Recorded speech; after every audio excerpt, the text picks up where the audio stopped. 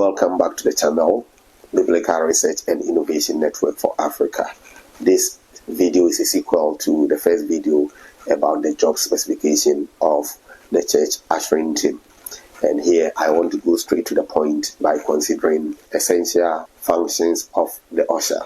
Ushers have key roles to play before, during, and after the church service, and I want to outline some of them. First of all, it is important that the ushering team arrives at the church premise or at the venue where the program is organized, not later than 30 minutes before the service. And they need to come in neat and appropriate dresses.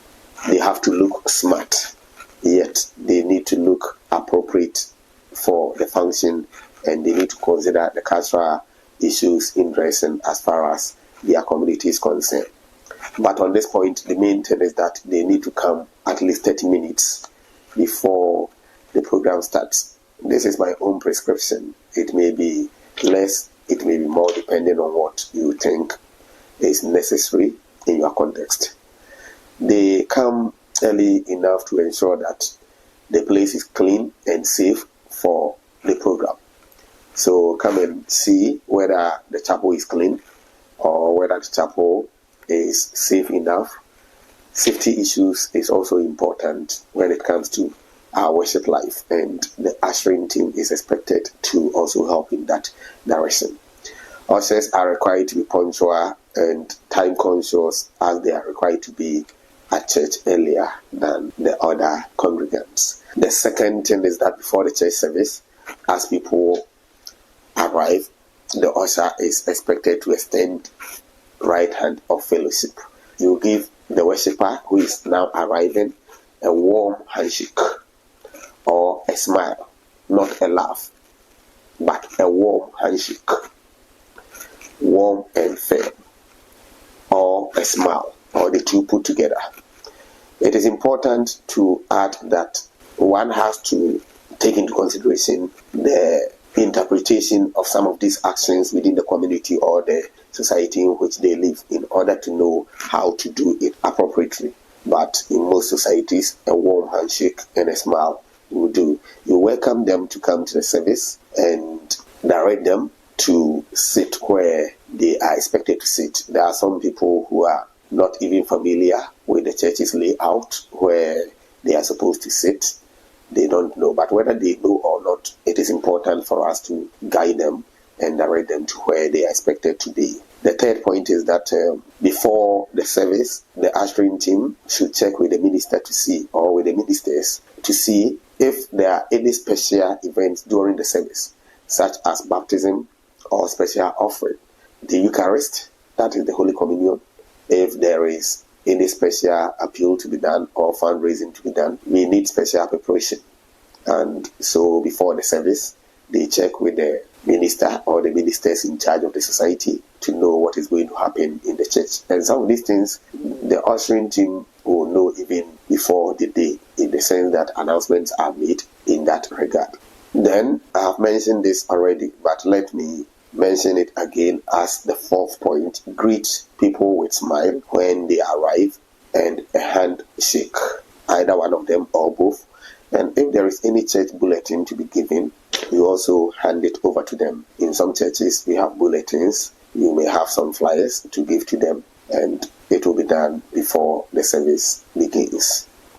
In all this, the ushering team is expected to be well informed about the different programs of the church so that they can answer related questions when the congregants ask them. During the service, the following roles are expected to be played. First, the team is expected to discreetly guide latecomers to sit at appropriate points in the service. So the service is ongoing, and when latecomers come, you need to guide them quietly. You need to guide them gently to sit where they are expected to be.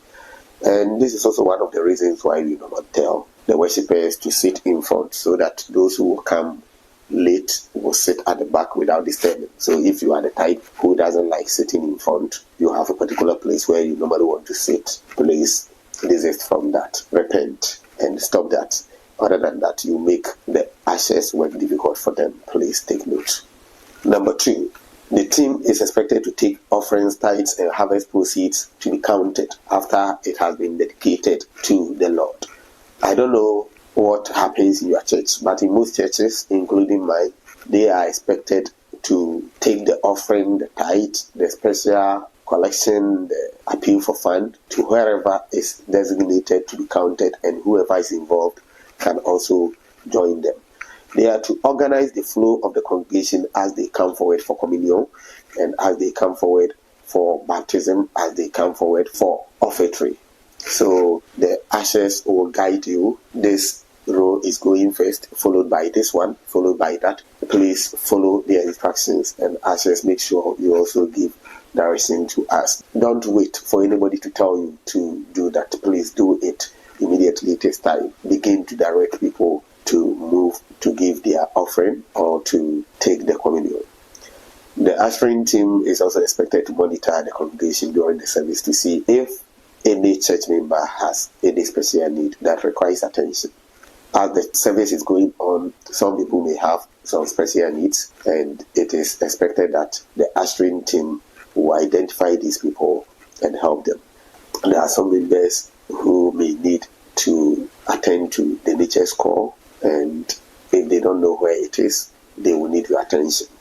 Any other services that you can render as the church service is going on to make people feel comfortable and enjoy the service and have the maximum benefit, please do it and keep doing it. They are also expected to encourage people who stand outside the chapel to go inside. This thing has become a problem. You go to churches and you find people, as the program or the church service is going on, you find people outside conversing. They have come there to waste their time. The ushering team is expected to speak politely to these people, though polite but firm, so that they are encouraged to get inside to take part in the service. If you are watching this video, you are a congregant, you are like that, please desist from that. You came to church to enjoy it and to participate in whatever is going on. Don't come outside for anything if it is avoidable. Coming outside to converse, we need to stop those things.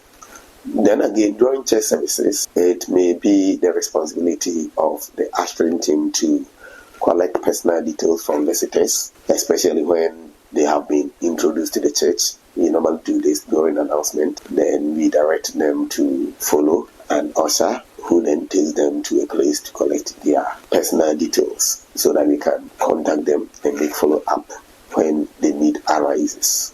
This is also one of the things that the ushering team is expected to do. Again, these ones have been outlined based on my experience and a few reading, but you can also modify it based on your congregational need.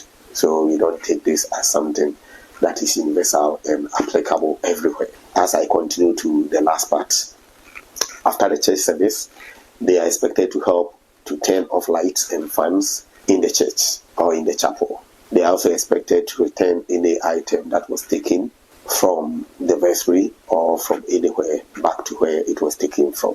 After service, many people will leave for home, but there will be others who will stay behind for fellowship. The ushers are required to say goodbye to people as they are leaving, and also to seek out the shy ones and the visitors and introduce them to other people so that they can continue fellowship even beyond the church service. That is to say, the ushering team is expected to help people connect to other people in the church. All that I have said so far points to the fact that the ushering team has a focus, which we may outline as follows. First, to meet the congregants' needs. 2, to put congregants at ease. 3, to make congregants feel at home. 4, to meet new friends. 5, to make congregants feel needed. 6, to make congregants want to come back. 7, to make congregants feel loved. 8, to keep congregants happy. 9, to make congregants feel important. 10, to do pre-evangelism or evangelism itself. How then do they show care? Before I end the video, let us look at some of the ways by which the ushering team can show people that they care. How do we show that we care when people come to the service? 1, a warm handshake. 2, a smile. 3, listen to their concerns and help to address them. Listen to people's concern and help to address them. Talking in terms of the congregants' interest. So whenever there is an issue, you need to be in the shoes of the congregants and speak in their interest. But on the other hand too, you stand in the shoes of the church's leadership and also explain things to the congregant when the need arises. They need to call congregants by name. Calling people by name is also very important. It is better than saying her or this woman, the woman with the big wig, the woman with the afro hair, the man with the long beard. No, mention people by name. 6, maintain eye contact when speaking to someone. It makes the person feel that you care about him or her. And finally, giving good responses. Giving good responses to people's requests. Viewers, this is where I'll end this video. I'll come again with the very last one to conclude my series on church ushering. God richly bless you for watching. Please do subscribe, do like it, share the video, and hit the notification bell. Shalom. God richly bless you. Bye for now.